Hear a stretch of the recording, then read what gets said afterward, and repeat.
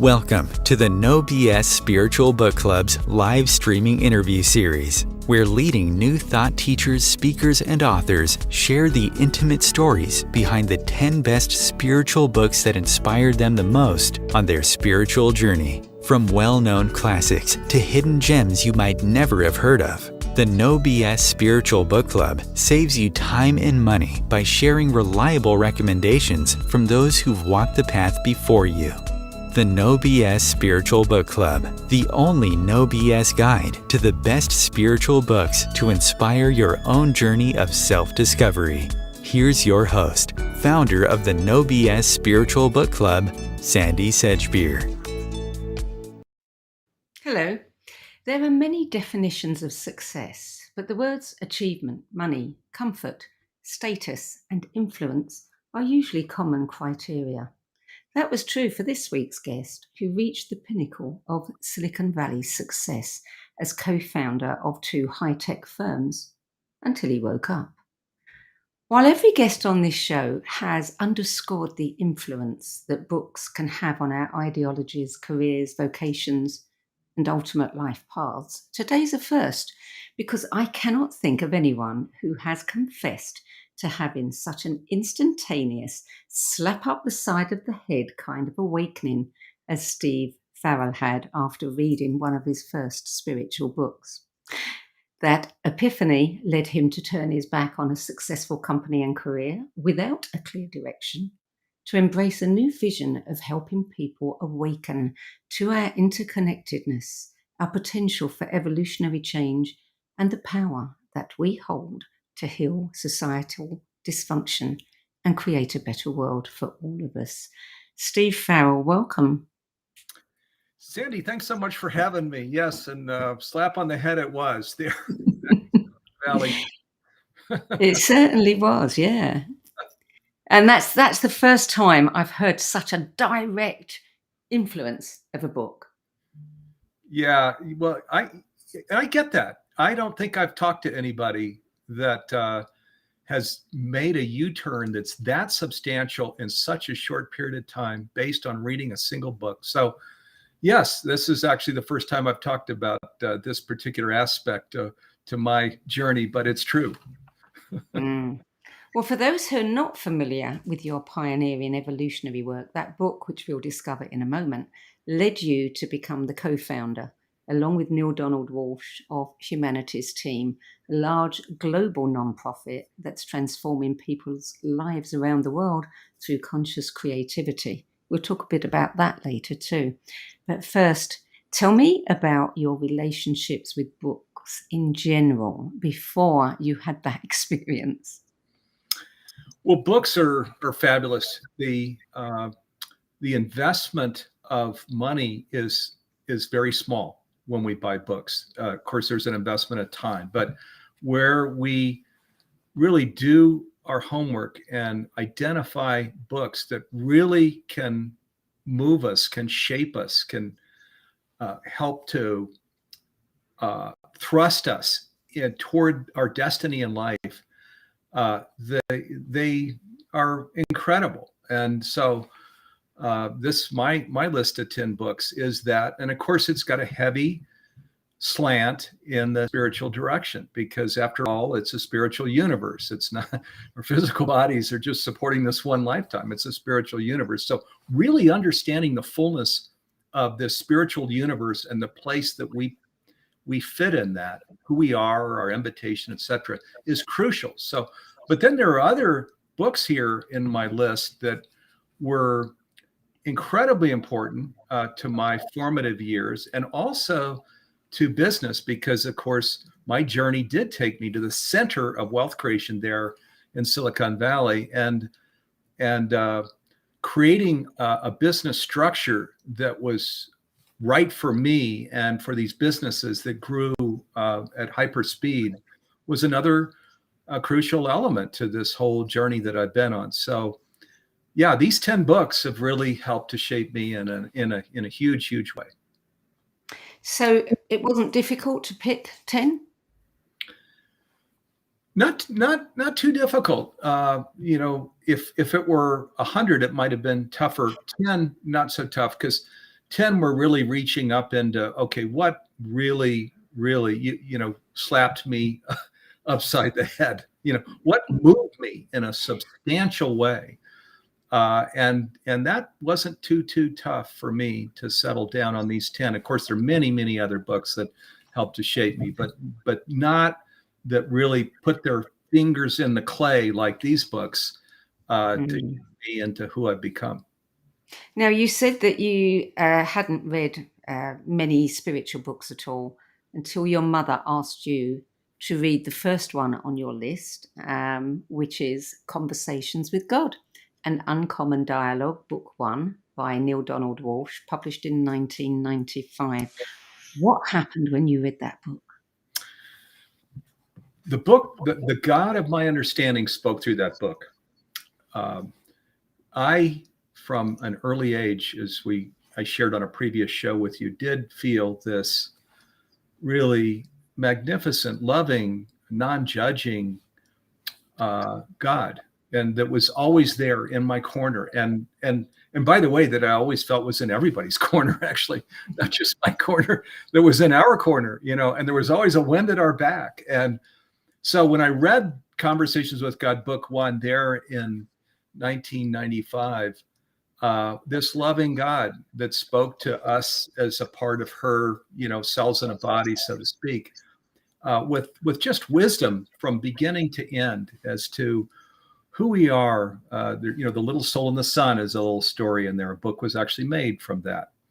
The 10 commitments. So the 10 commandments, which reshaped this whole new direction at 10 commitments, and just so much wisdom that talked to how loved we were, how guided we are if we choose to want to receive that guidance, and these things.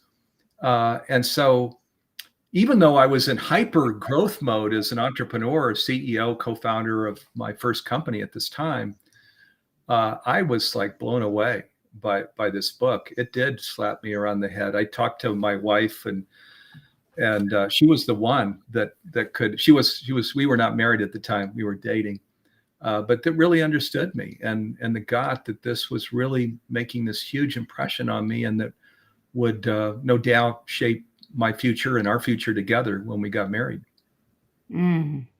Well, your second book is also by Neale Donald Walsch, and it is Tomorrow's God, Our Greatest Spiritual Challenge, which was published in 2004.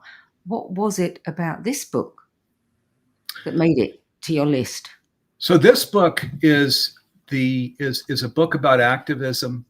The birth of Humanity's Team is discussed in the book, which of course I've been leading for almost from the beginning.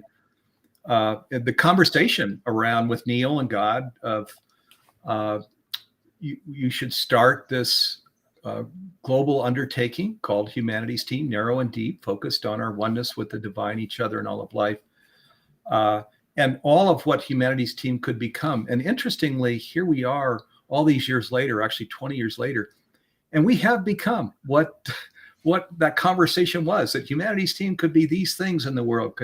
We have 65 country coordinators out in the world, where we're out with educational programs and talking about the latest science, which of course are these mystical teachings that go back to antiquity. And really, more than talking about these things, our value proposition is each of us really embodying and expressing these messages to the best of our ability. We have become that. And there's an invitation really to all of humanity in that book, to the 5 steps to peace are in there as well, to really come in, to allow ourselves to receive these new understandings about God and about life. That's actually the first step. The 5th step then, as we move through them, is to fully embody these things that we hold to be true, which means planting our feet really in a whole different reality, where it's a spiritual universe. We're a part of this universe, and where we're serving life first as our highest priority. So an incredibly impactful book. So it's not often that people read a book, really feel impacted by it, then meet the author, and then create a whole new, venture with that author. How did that come about? Tell us quickly. Neale invited me up after he sent out a newsletter and said, who out there is reading this material and doing anything with it? Now, Conversations with God book 1 was on the New York Times bestseller list for, I think it was 37 weeks. So I thought everybody in the world was responding to Neale and saying, oh, we're putting the wisdom to work in our business, large and small, etc. I didn't think anything was unusual about me. Turns out, while everybody was reading the book, not everybody was actually shaping their business in this whole new direction. So Neale invited me up to have dinner with he and his wife and get to know people in his Conversations with God Foundation. And I said, I'd be happy to just work pro bono, help you with things. If you want assistance, just reach out to me and we can do it on a phone call or I can fly up. And then we became friends and the rest is history. And in that in-between time, you had this vision, but you weren't sure how you were going to put it into action. Right. So then after as I was reading Conversations with God, and I did pick up then other books on science, sacred text, the Bible, many other, A Course in Miracles, many other books that impacted me. And then I did lose my passion in business. There was a sharp U-turn. I did go on to sell that business and the next one that I started that grew even faster and went bigger than the first one. But I lost my passion in business and found what I was doing to be kind of a kid's game, in today's world, with everything going on for individuals and the collective of people all over the world. Existential crisis is now a term we pay attention to. I thought, even then in the 90s, like, what am I going to just start businesses and grow them as a serial entrepreneur? Is that what I'm going to do with this precious life? And of course, the answer was no. So I sold these businesses. I left the business association that I was in, where I was an officer with. Even Gavin Newsom was in my chapter, a lot of brilliant people. But I knew there was a calling here that was much bigger than my calling as an entrepreneur. And so that offer to support Neale in any way possible ended up with the creation of Humanity's Team and you becoming the co-founder of it. Exactly. Yeah. He and I went to a planning session in his home there 3 or 4 months before we launched it in June 2003. I was the only one of the 20 that said I'd help him and that I'd already closed off my whole business past and opened this possibility where I could devote myself to something like this. I helped him launch it. And then shortly after launching it, about 6 months later, Neale said, hey, my team is saying, Neale, you can't do this. You can't be an author and speaker and educator and lead Humanity's Team. And he said, Steve, would you take it on? And he and I have been tied at the hip ever since. You've been doing it so long. It's probably one of those things now that you are so used to, you don't even think how remarkable it is that you ended up doing that with Neale.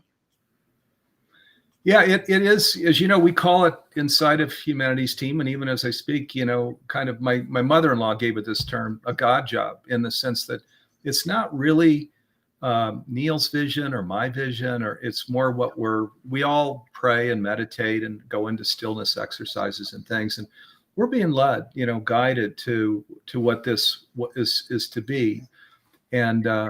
And we're, as I was telling you coming onto this program, incredibly excited and amped up to be in this role, because today, just as Einstein shared 102 years ago, the greatest illusion in the world is the illusion of separation. And here we are all these years later, and that optical delusion is strong for most people in the world. And we reach through that. We bring forward the science and the mystical understandings and to share, really, that's not ultimate reality, is not that we're separate. So let's live into ultimate reality. This interconnectedness, this oneness, this universal intelligence animating all of life. Let's live into it. That's our big mission. Mm.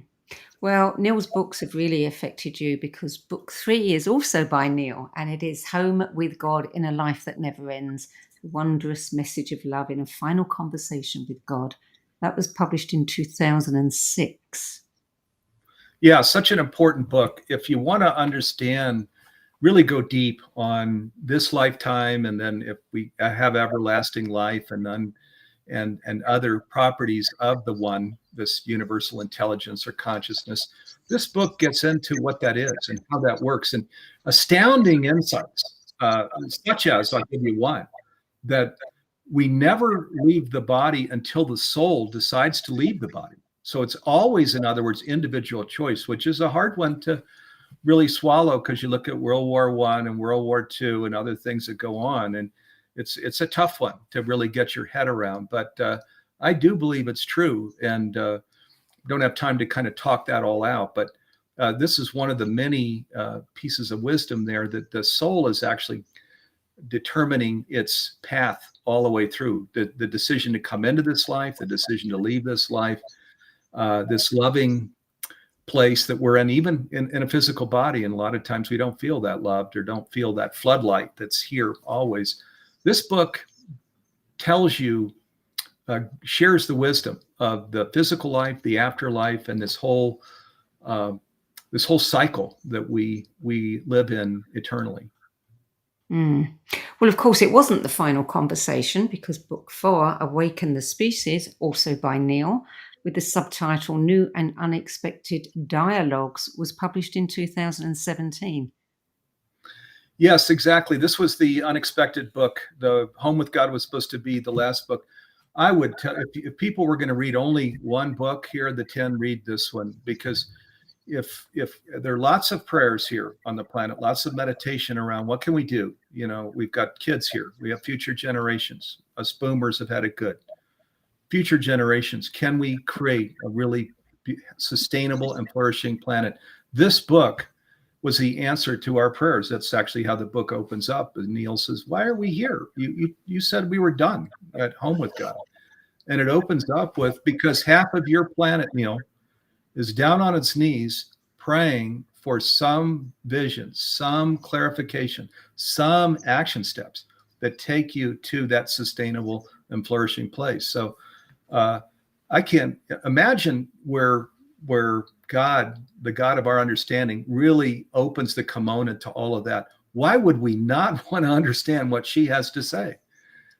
So it lays that whole vision out. And one of the startling things that's shared might be something that people will really enjoy, is that it says the hardest part of this journey into conscious living, creating a sustainable and flourishing planet, the hardest part of the journey is behind us, behind us, not ahead of us. So, which gives people some hope, you know, and some sense of possibility where that's shared. And you've got to sit with that one. I did. I had to sit with it for days, weeks, maybe months. And then I really got it that, yes, it's true. The hardest part of the journey is behind us. We are well on our way to creating this sustainable and flourishing planet. Yes, we are. Well, book number 5 is a departure. It's not by Neale. It is a classic, and it is How to Win Friends and Influence People by the American writer and lecturer Dale Carnegie. And this was published in 1936, almost 100 years old. Every kid should be given this book. It is such an incredible book. And you know, How to Win Friends and Influence People. It sounds like it might be a little manipulative or something. The name, I'm not sure, is the best name for that book. But what it shares is, of course, Dale Carnegie created the public speaking program. But it's not just public speaking. It's also, you know, how to win friends and influence people. So it talks a great deal about other people, and they walk around with concerns, with things on their mind, maybe always not being able to be their best. And so kids growing up, and adults for that matter, it gives you a perspective on other people, that where they're not kind to you, where they are transactional with you, these kinds of things. It's because they've got challenges in their life. It really helps you to have that understanding, so you can go out in the world and be listen better, hear better, understand better, be more compassionate, and much more. And of course, yes, there's public speaking in there too. One of the things that's shared is there shouldn't even be the term public. It's just, we're always speaking, right? We're always speaking. How can we speak and be effective, whether it's a personal conversation or from the stage? So the book is packed with incredible wisdom. Do you remember when you read that book? I read it probably more than once. I read it back when I was with IBM in the 1980s. And this is when I started through Dale Carnegie programs. IBM taught me to be very good on stage, where you're mannequin-like in the IBM way. You look kind of mannequin-like. And I felt like this isn't the real me that is coming through. There's a Steve that wants to emerge from this mannequinness. And the Dale Carnegie in the book helped me to get to that, to just speak from my heart as myself in a more authentic way. Mm. Well, book number 7, The 7 Habits of Highly Effective People. Powerful Lessons in Personal Change by Stephen Covey, published in 1999. I mean, this is a book that transformed millions of people's lives, all ages, all occupations, presidents down, to working people.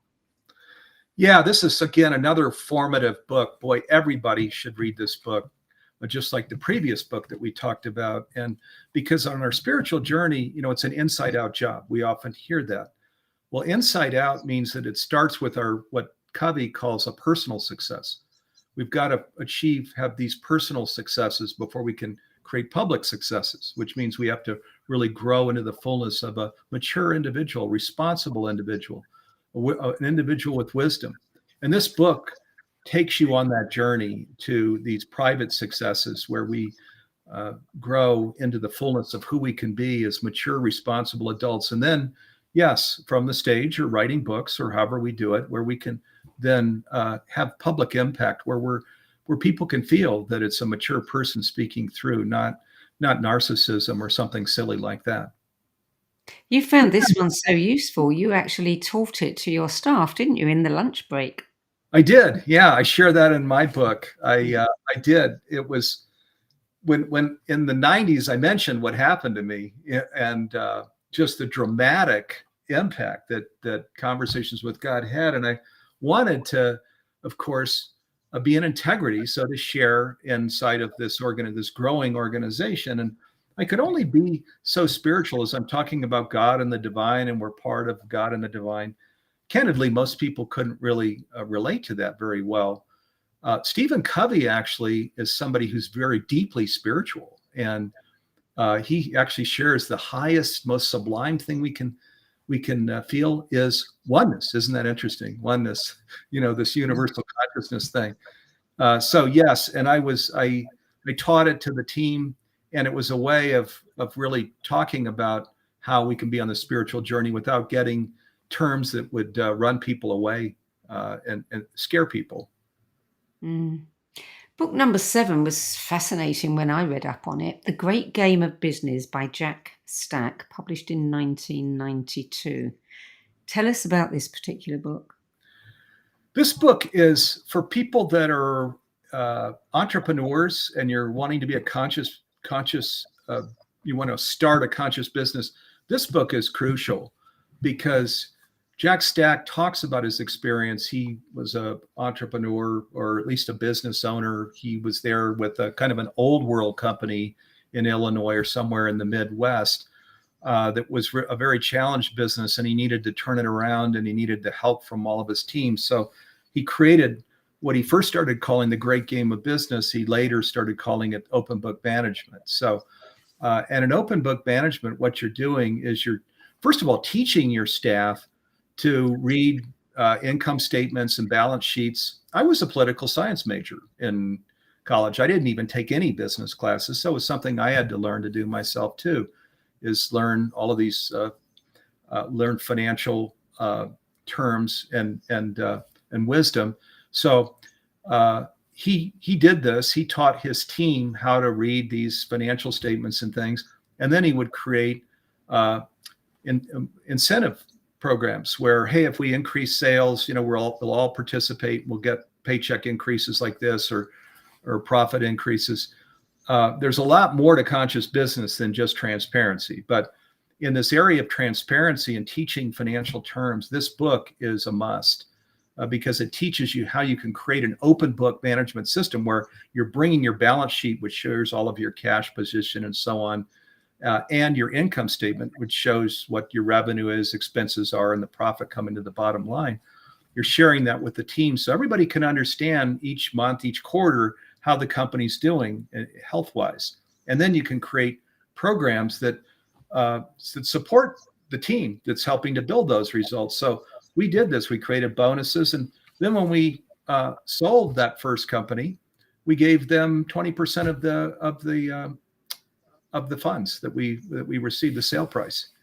So fantastic book, really. Very enlightened way of doing business with your staff. Yeah. Making them part of every single piece of the business. Absolutely. And it's fun. I mean, that's the thing about the conscious journey and conscious business is everybody's winning. Everybody is having fun and they're seeing the real you, and you're opening your heart. And as I think I shared with you when we did our first program, one of the things that I did with the assistance of these books and this wisdom is I took my day planner and I threw it in the trash. I just got rid of my day planner altogether. Why? And I'm not saying everybody needs to do that, but for me, I just had become too transactional, too oriented toward tasks.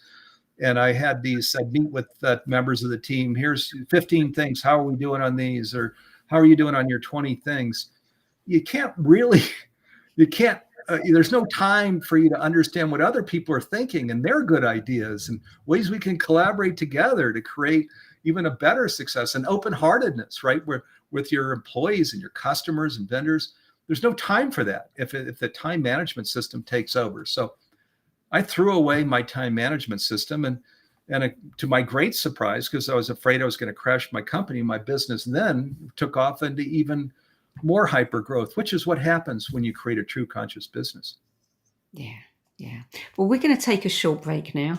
You're listening to a No BS Spiritual Book Club interview, and sharing the 10 books that had the most profound influence on his life journey is evolutionary pioneer Steve Farrell, who is the co-founder with Donald Walsch of the global non-profit Humanities Team and author of A New Universal Dream, which chronicles his journey from Silicon Valley to embracing a life of true success in service to humanity. We'll be back with more insights and wisdom garnered from Steve Farrell's 10 best spiritual books and his work with Humanities Team after this break. Om Times TV. Maya Angelou once said that there is no greater agony than bearing an untold story inside you. I'm Sandie Sedgbeer, and when I'm not hosting Om Times Media's flagship radio show What Is Going On and the No BS Spiritual Book Club, I help people share their untold stories. Books are my life, my joy and my passion, and there is no greater reward than helping aspiring writers get their books out of their heads and into the hands of those who are waiting to read them. If you feel that you have a book in you but don't know where to begin, visit sedgbeer.com, click on the Work With Me tab and find out how my experience helping others tell their stories might be just what you've been looking for. That's sedgbeer.com, sedgbeer.com.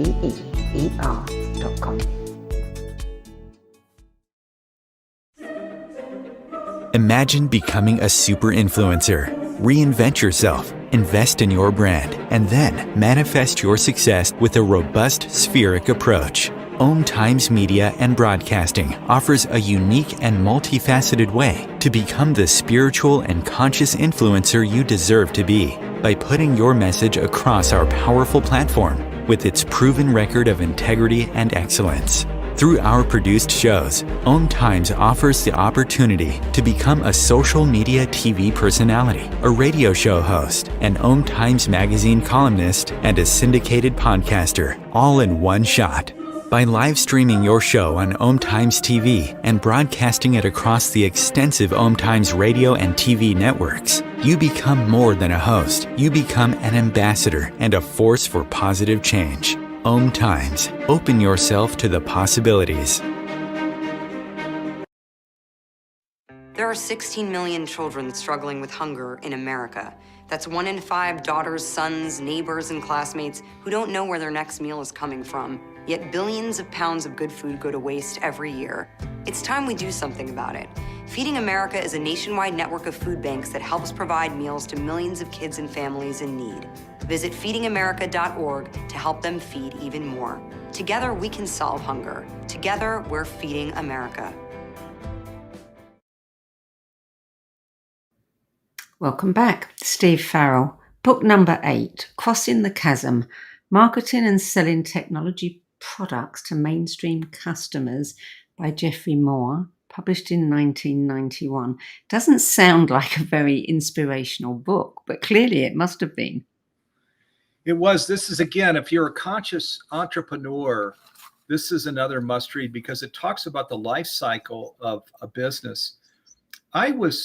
I did not start these businesses in Silicon Valley to make a bunch of money, and nobody that I know has ever become successful in terms of creating a lot of financial wealth, where the objective was creating financial wealth.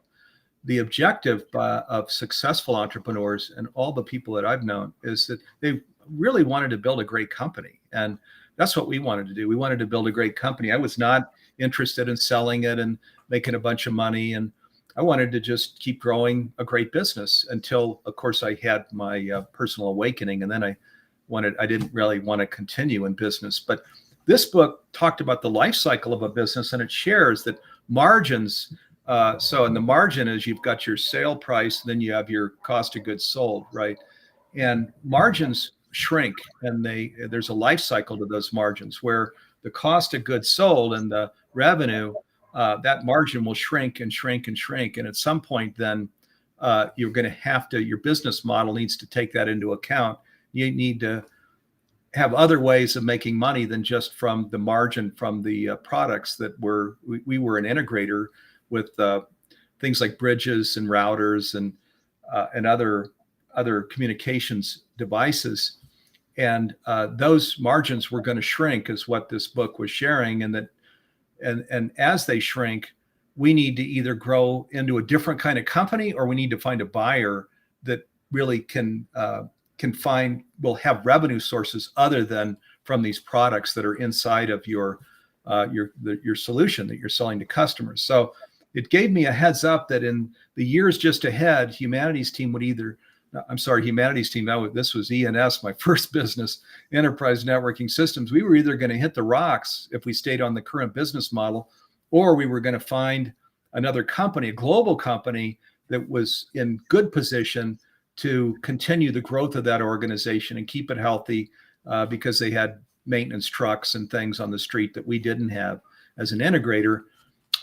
So that gave me the vision then to plan with my partner the sale of that organization to a global organization. In our case, it was NEC, the Japanese company that we sold that first company to. And once again, we gave our employees 20% of the sale price, and they found a nice home working with NEC. And NEC's since grown it into, I don't know, times 10 sales or something. It's huge all over the world now. And part of that huge organization is the organization that we sold into them. Book number 9, Benjamin Franklin, An American Life by Walter Isaacson, 2003. Yeah, what a great book here, Benjamin Franklin, An American Life. So, and many people, I think, have read this book. And of course, Walter Isaacson is the renowned biographer here, who's come out just now with a book on Elon Musk and Steve Jobs before that.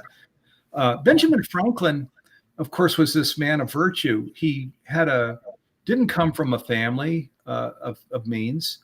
In fact, if you've read the book, he set out on a schooner from Boston, sailing down the East Coast, but just a man. He was an inquisitive man, a man of deep virtue.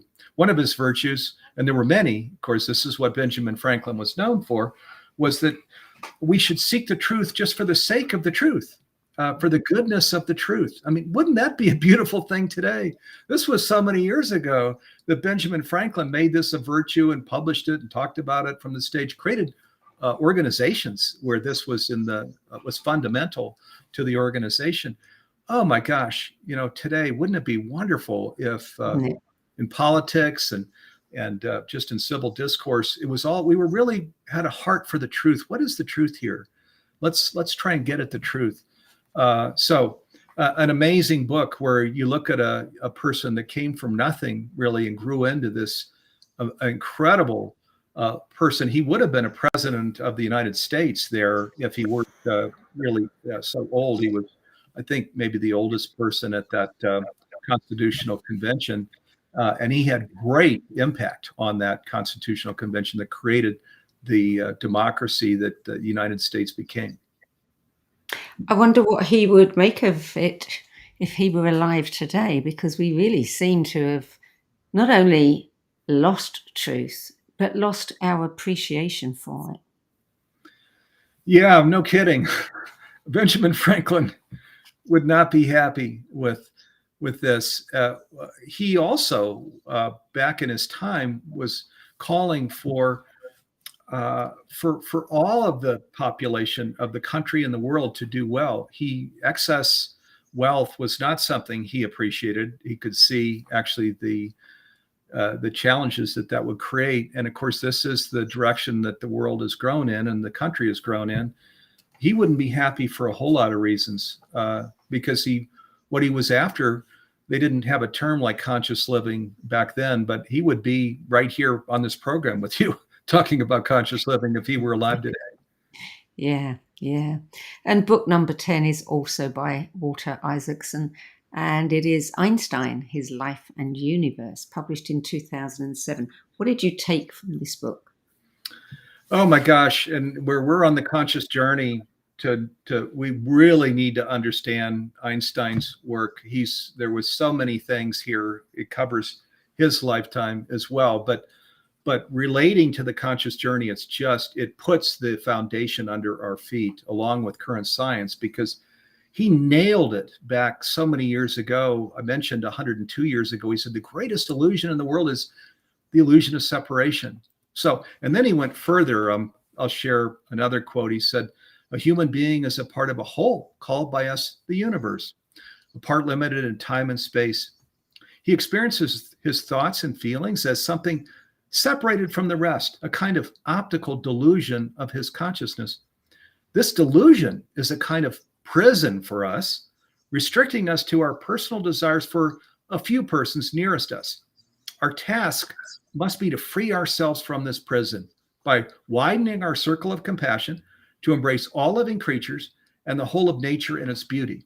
So there you go. If you wanted to say, well, Steve, what is Humanity's Team about? I could read you that quote, And this quote, again, most people have heard it once. It's been around forever. He was a scientist, and yet obviously an intuitive too. He got this. There was one more quote that's, again, crucial in today's world as we talk about the conscious journey and as we are concerned about things like climate change and extreme weather. He said, no problem can be solved at the same level of consciousness that created it. So he's saying, yes, Earth Day was created in 1970 to steward our planet and so on. But at our current level of consciousness, we really aren't going to remedy this problem. We can't create healing for the Earth. We need to elevate our consciousness. Here again, straight at what Humanity's Team is about, where we really live into even what he talked about so many years ago, and mystics talked about. Scientists are now affirming that yes, it's a spiritual universe. There's a conscious, there's a universal intelligence or consciousness or loving presence that's animating all of life. Well, that's your 10 best list. I want to talk about you, your journey, your book, and Humanity's Team. But first, on September the 10th, 2001, that's when you took the leap and turned your back on your successful career. And then you woke up the day later, which of course is 9/11, to a world that had gone mad. Did you not at any point think, wow, you couldn't have had, a bigger downer on this idea, or a bigger piece of evidence that maybe you were going to be doing the wrong thing? No, actually, I went just the other way that morning. So, as you mentioned, we signed the papers to sell the second company, Netigy, on September 10th, 2001. And then my wife and I went down to Big Sur and had a little ceremony of, okay, this life is now behind me and business life, and there's a new life that is emerging here that evening. And then we wake up the next morning, and yes, this whole world is changing rapidly. So what I got out of that was, oh my gosh, this whole interconnectedness, this oneness of the universe, clearly we're not seeing that, where we're actually killing a part of ourselves, driving a part of us, driving a plane into a building, killing other parts of ourselves. We really, this message is the missing message here. So that's kind of the direction I went in. And honestly, my path has been filled with so many miracles like that one, that one day before something happens and then this next thing happens. I believe, though, where we're in service, just sometimes the things that you all do that are in service, that when we're in service to the greater whole, these things, these miracles just tend to happen. It's, this is another thing Einstein said, everything's a miracle or nothing's a miracle, right? Well, I think everything's a miracle, especially where we're going to serve at that higher level as our bigger self, so to speak, and where it's not just me, me, if Steve wants to do this, and but it's more the world around me, and I'm putting myself in service to that. Where I do that, and it's just as with your magazine, really good things happen. Yeah. Neale Donald Walsch once said about Humanity's Team that it's a civil rights movement of the soul. Tell me more about that. Yeah, so that was actually in Tomorrow's God, is where that quote came from. And people actually, they'll say Neale Donald Walsch. It was the book was Conversations with God. Neale was asking questions, and then the wisdom would come back. That was some of the wisdom that came back, that Humanity's Team will become the civil rights movement for the soul. And it's such a beautiful phrase. I'm not sure people could quite get their head around that, but it's true. We have become that, and a civil rights movement for the soul. So as we know, most of us grew up not really understanding our soul's calling or following it. It was more the worldly noise of your parents, your friends. Oh, we go to this school, become a lawyer, become a doctor. This is where the financial wealth is, right? And even to this day, this is the challenge, is that worldly noise is just way too often the wisdom that we're following, as opposed to tuning out the worldly noise and paying attention to that still small voice, our soul's calling. So, and this is what Humanity's Team has been and is now and will always be, a civil rights movement for the soul, where we're breaking free of that whole worldly noise thing, where we're honoring our soul's calling, where we're creating that kind of freedom to really go into the world in the fullness of what our soul's calling is. And when we do that, as we're stating, the miracles, the synchronicities, the delicious living, all of these things happen. You've said that you believe we are genetically predisposed to want to serve. And I think a lot of research shows that when we are doing, if you like, philanthropic kinds of work, when we are giving to charity, when we're helping people and supporting others, we are at our healthiest and our happiest. And they've actually done studies on this, and they know it, that, when you're being generous with your time and everything you have, you get a benefit from it. What benefit do people get from joining Humanity's Team, would you say? I hope a lot of benefits. We're a 501c3 nonprofit, so our North Star is not top line or bottom line. Our North Star is the conscious journey. It's supporting individuals on the conscious journey, beginners that are just for the first time hearing spiritual universe, what is that? And others that are at the midpoint of well into it, they have a daily practice and so on. And others that are out there, the teachers in the world from the stage and the courses. Because the whole, what we've built in Humanity's Team is not just a conscious streaming platform, which it is, and that we're now, with the new programs that we're creating, the new masterclasses, we're now translating them in 75 languages. And we don't know of anybody even doing 10. We're translating in 75 languages. Our most recent masterclass, we actually are allowing people to name their own price. Neale Donald Walsch and I created it together. It's called The Art and Science of Conscious Living. And it's name your own price, even though we made a huge investment in it, because it's so important now that with what's going on in the world individually and collectively, that we really put all the teachings together, into what is conscious living? How can we live fully into it? Neale and I created a program that a masterclass with 16 modules and mentoring and all of that. And we allow people, we want all 8 billion people on the planet to go through. So Well, you better let people name their own price if that's your objective. So video trainings and is huge, but as well, we have all of this live programming. Urban Lasso has a weekly program that's part of our live programming. The Dyer sisters, Wayne Dyer's daughters, have their own live program, and many other incredible live programs. What we've really created in Humanities Team is a community for people that are on the conscious journey that's anywhere on that journey, beginning to end. Because if we're going to live to our mission, which is to make conscious living pervasive worldwide by 2040, in 17 years, when today we're all pioneers on this journey because our neighbors, even members of our own family, coworkers are not there, right? Most of us were kind of islands here with this. And we wanted to create a continent where we can all stand together, and feel each support for each other, video trainings, live programs, a global oneness summit, all of these things that are supporting people on this conscious journey, helping them to stretch and deepen into their conscious self. Do you have any master classes on how people can create and build a conscious business, become a conscious entrepreneur? Because that has to be the future. We do. I created my own program called Conscious Leadership that is on the Humanities Team website. That's spelled with a Y, humanitiesteam.org.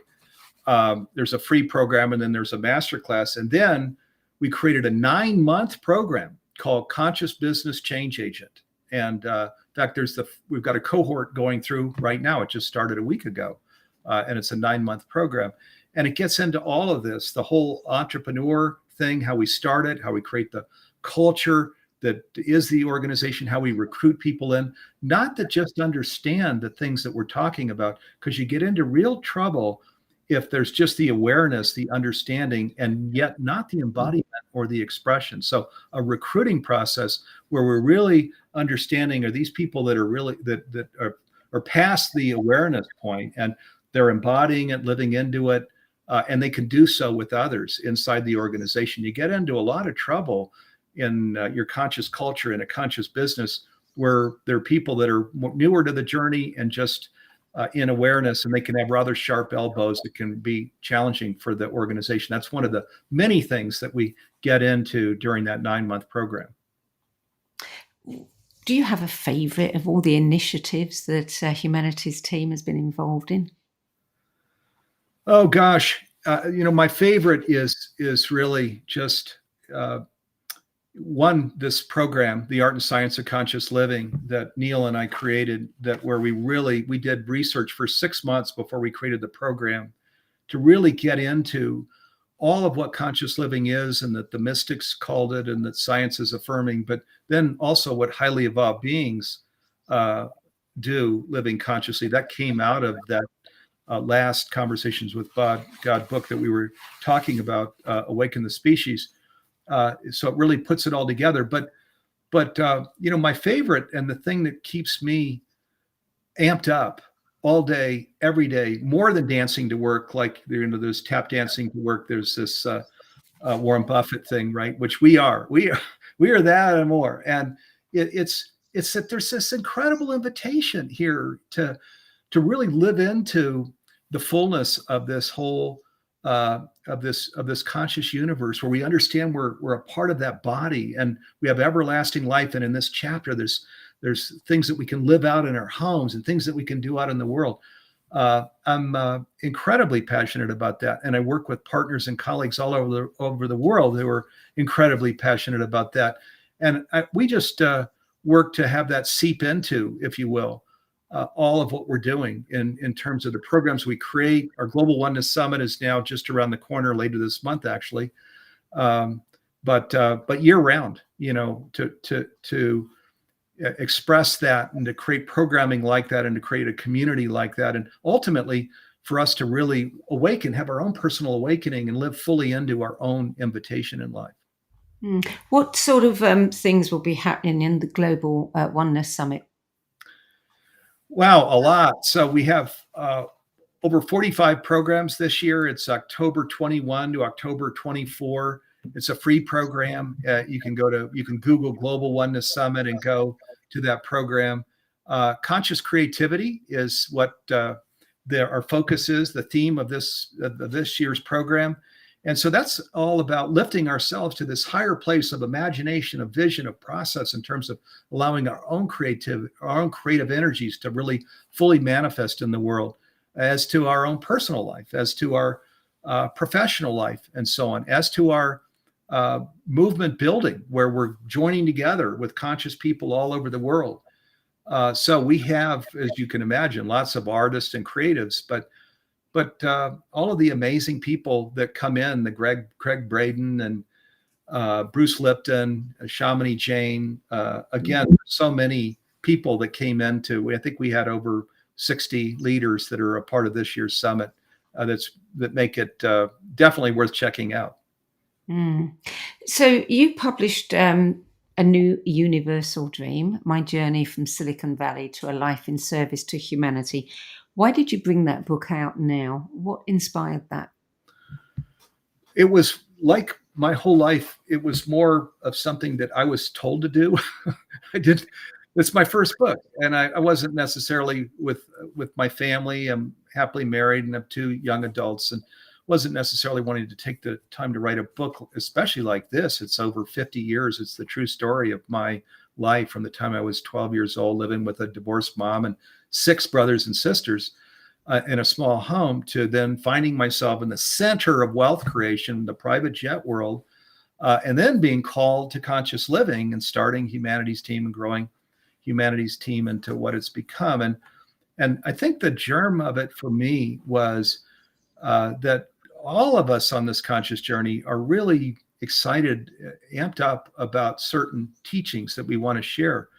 But I thought what would be even more powerful than me just saying this is what I think is to just share my life story, because it's not just, this book is not about what I think, it's about how I've lived my life. What was so important that I committed my whole self to this journey.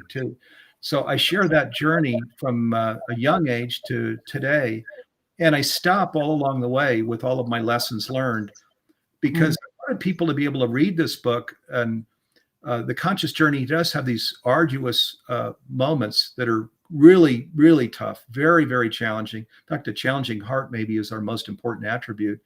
And I wanted people to see where I had to wrestle with these challenges and what I learned, and then what I did. And then, of course, I turn it around and I say, and these are things you could consider too, if you're on this journey and you confront things such as this. So I wanted to support people on their conscious journey by telling them my own story and how I lived through these things and what I learned and how I've grown. And I felt that might be the most beneficial thing that I could do if I were going to write about something. Jude Carrivan, who is a friend of yours and does things with Humanities Team, she has this wonderful saying that I just love. She says that consciousness is not what we have, it's what we are. And as you're talking, and as we feel your passion talking about Humanities Team, what that came to my mind, because it feels like the businesses that you had were what you had, but Humanities Team is what you are. Exactly. Yeah, it is what we are. And we are each to use these terms, we're each sons and daughters, of the Most High, of the Creator herself. And that is who we are. We are actually designed to be a part of this. How could it be other than that? If there's one universal intelligence consciousness animating all of life, well, we're clearly a part of it. And that is one of the premise, or you could even I call it promises, that in my book, that we are a part of it. And that then leads to something else you covered, so the more we give ourselves away, the more we're serving life, as our bigger self, the better we feel. And I give examples of that, certainly my own examples, but others, a billionaire that I bring in his story. Yes, we don't find the delicious life in the middle of all the financial wealth in Silicon Valley. I share that, the private jets, all of that. We don't find it there. I promise you. I had that seat. but we do find it from any home in any region of the world where we live into this, where we live consciously as who we really are, as a part of this one. And in today's world where there's so much challenge, where we can be a part of this shift, this pivot to this whole new way of living on the earth. Oh my God, is there anything better than that?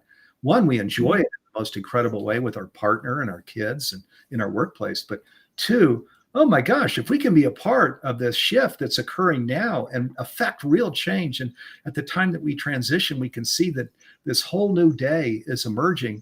Oh my God. I mean, is there anything better than that? Absolutely. We normally end the show by asking people if they could have dinner with any one of the authors that they've mentioned, who would it be? I'm not going to ask you that question because, you have dinner with Neale all the time. My question to you is, if you could ask God anything, what would it be?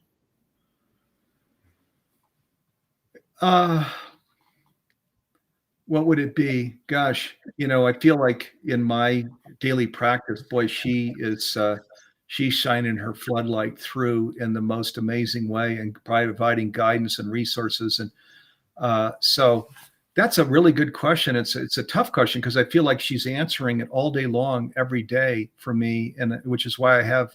When I'm sharing this positivity, it might look Pollyanna-ish or something. I can promise you it is not. This, I am getting this all from the Most High, that this actually, it is happening. It is unfolding. The destiny is here. We are actually coming into that destiny. Where do I get that certainty from? I get that certainty from her. She is saying, Steve, it's real. People would say it's too good to be true. Well, if God can't be too good to be true, who can? So. Yeah, well said. Well said. Steve Farrell, thank you for adding your 10 best list of spiritual books to the No BS Spiritual Book Club's library of recommendations. Yeah, my pleasure. Thank you so much for having me, Sandie. I really appreciate it. Steve Farrell's book, A New Universal Dream, My Journey from Silicon Valley to a Life in Service to Humanity, is published by Light on Light Press. For more information about Steve, Humanities teams, masterclasses, programs, free courses, summits, live events, and New Humanity Stream Plus, visit stevecfarrell.com and humanitiesteam.org. That's it for this week. I'm Sandie Sedgbeer. I'll be back at the same time next week with another 10 best interview for the No BS Spiritual Book Club. Till then, it's goodbye from me, and thank you again to Steve Farrell. And thank you, Sandie.